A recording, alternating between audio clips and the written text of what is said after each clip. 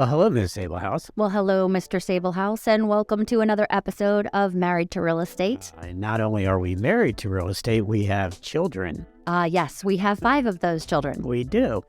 And as we were raising our children, they didn't always get along, and you would always, not always, but sometimes we would have one children fighting against another child, all right? Well, right Not now... physically fighting. you're... Definitely some mental battle. Yeah, not that we know of. Anyway. But right now we have 2 children in real estate that are going head-to-head with each other. We're going to talk about that. On one hand, we have the interest rates. Mm-hmm. On the other hand, we have the inventory. And they're the 2 factors in real estate right now that are going head-to-head each other. So we're going to talk a little bit about that. All right, so we're just pretending that they're the children, the offspring, the spawn of real estate. And I get to pick the good kid. Oh, great. Okay. Well, yes. So as you said, we do have interest rates and we have the available inventory to buy. So here we're just talking about resale homes. And it is, as we were talking about, the heavyweight battle between the two and which one wins out. And really what we're experiencing today, we've heard, some very sobering statistics is that there are just a lot less sales going on. So that sounds, pretty bleak, but it isn't. And if you would like to jump in just to kind of explain what's happening. So a couple stats we heard. And actually we'll go back a little bit. So because this has a little history to it, all battles do, right? So back in November, there weren't very many sales going on at all, right? And the reason was because we had that explosion of interest rates from 3.5% all the way up to about 7.5% in a 5 or 6 month period. Yeah, the shock. Right? Shock and awe. Right. So everybody just backed off. So stats we heard this month was there's actually 200,000 less homes on the market today in the United States than there were in November, which for the spring market is just an astounding stat. Right. And here we are, just for time-wise, we are, 2023, approaching the end of April. And to have 200,000 less units available to purchase is extraordinary. It is. But the ones we have on the market, how many contracts per sale are we getting that came out in these stats? So it's at 3.2 if you can, slice up a contract, but you have, three or more contracts per available listing, and that's nationally. So in pockets, we're seeing 10, 20. It really depends on price range and area of where the buyers are searching. Okay. So when we look at our 2 competitors here, right? So we talk about interest rates. Are the interest rates, which are now sitting 6.25%, 6.5%, so we're in that range, is that having an effect on the market we're in? Well, I mean, it is, but it's really the big story is the inventory.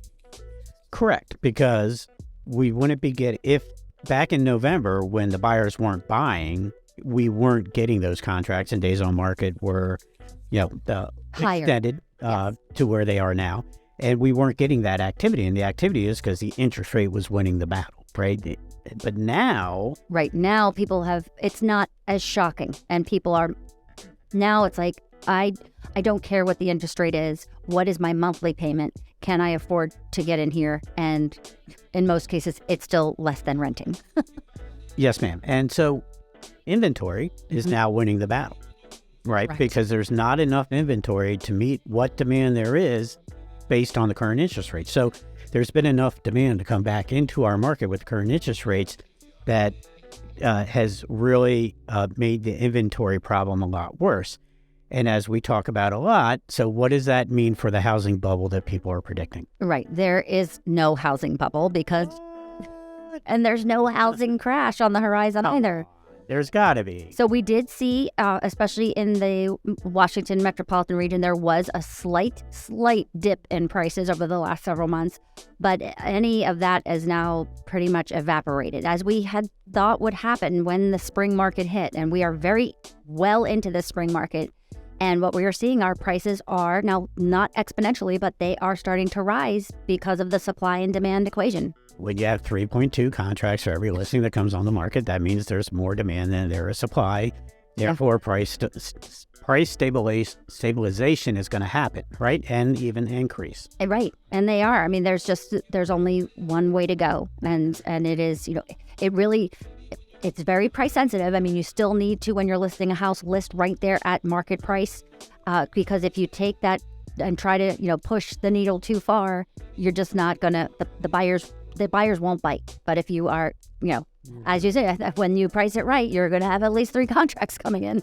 So price war in a beauty contest. It always is, no matter what the market. A couple other stats real quick that I also thought was just astounding was that inventory, we are actually down 5%. There's 5% less houses for sale today than there were last month.